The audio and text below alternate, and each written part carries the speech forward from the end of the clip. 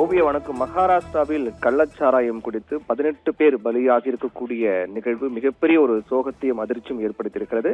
இந்த நிகழ்வு நடைபெற்ற சரியான பகுதி என்பது மகாராஷ்டிராவின் புனே நகரின் விரிவாக்கப்பட்ட புறநகர் பகுதியான பிம்ப்ரி சின்ச்வாட் என்ற பகுதி உள்ளது. அந்த பகுதியில் தான் கள்ளச்சாராயம் அருந்தி 18 பேர் வரை பலியாகி இருக்கிறார்கள். மேலும் பலர் கண் பார்வை இழந்து சுவாச கோளாறு ஏற்பட்டு சீரியஸான நிலையில் கவலைக்கிடமான நிலையில் மருத்துவமனையில் அனுமதிக்கப்பட்டு சிகிச்சை பெற்று வருகிறார்கள். இந்த நிகழ்வு மிகப்பெரிய ஒரு சோகத்தை ஏற்படுத்தியிருக்கிறது. அதாவது மகாராஷ்டிரா புனே நகரில் இருக்கக்கூடிய பிம்ப்ரி சின்ச்வாட் பகுதியில் தொடர்ந்து பல ஆண்டுகளாக கள்ளச்சாராயம் காய்ச்சி விற்கப்படும் நிகழ்வு என்பது தொடர்ச்சியாக நடைபெற்று வருவதாக இந்த சம்பவம் நடைபெற்ற பிறகு அந்த பகுதியை சேர்ந்த மக்கள் தெரிவிக்கிறார்கள். இது குறித்து பலமுறை புகார் தெரிவித்தும் கூட நடவடிக்கை எடுக்கப்படவில்லை என்றும் கூறப்படுகிறது. இதனால்தான் இது காவல்துறையின் அலட்சியம் காரணமாக இந்த நிகழ்வு நடைபெற்றிருப்பதாக கூட அந்த பகுதியை சேர்ந்த மக்கள் குற்றம் சாட்டுகிறார்கள். இந்த நிகழ்வு என்பது இந்த சம்பவம் நடைபெற்ற உடனடியாக போலீசார் சம்பவ இடத்திற்கு சென்று விசாரித்து வருகிறார்கள். உயர்மட்ட விசாரணைக்கு உத்தரவிடப்பட்டு இந்த நிகழ்வு தொடர்பாக சிலரை போலீசார் கைது செய்திருக்கிறார்கள்.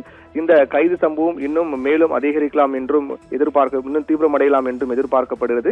என்றால் அந்த பகுதி சேர்ந்த மக்கள் இது தொடர்பாக பேசும்போது கடந்த சில ஆண்டுகளாகவே இந்த பகுதியில் கள்ளச்சாராயம் காய்ச்சி விற்கப்படக்கூடிய நிகழ்வு தொடர்ச்சியாக நடைபெற்று வருகின்றது என்றும் அது போலீசாரிடம் புகார் தெரிவித்து கூட உரிய நடவடிக்கை எடுப்பதில்லை என்றும் குற்றம் சாட்டுகிறார்கள். அதனுடைய விளைவுதான் இத்தனை பேர் பலியானதுக்கான காரணம் என்றும் கூறப்படுகிறது.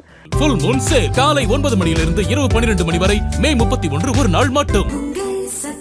இந்த சம்பவம் தொடர்பாக அதே பகுதியை சேர்ந்த வான்கடே என்பவரை போலீசார் கைது செய்திருக்கிறார்கள். இவர்தான் இந்த கள்ளச்சாராயம் காய்ச்சி விற்று வந்த நபர் என்றும் இதோட பின்னணியில் இன்னும் யார் யார் இருக்காக எத்தனை பேர் இந்த கள்ளச்சாராயம் காய்ச்சி விற்பதில் தொடர்ந்து இந்த பணியை மேற்கொண்டு வருகிறார்கள் என்பதும் தீவிரமாக விசாரிக்கப்பட்டு வருகிறது. இந்நிலையில் தான் ஒரே நேரத்தில் அவ்வப்போது நேற்று இரவிலிருந்து கூட இந்த உயிரிழப்பு நிகழ்வு என்பது தொடர்கதையாகி வருகிறது. அதாவது நேற்று இரவிலிருந்தே அடுத்தது உயிரிழப்புகள் என்பது ஏற்கனவே நேற்று தினம் கூட இந்த சம்பவம் தொடர்பாக பலர் மருத்துவமனையில் அனுமதிக்கப்பட்டார்கள், பாதிக்கப்பட்டார்கள். அப்போது உயிரிழப்பு எண்ணிக்கை என்பது அதிகரித்துக் கொண்டு வருகிறது.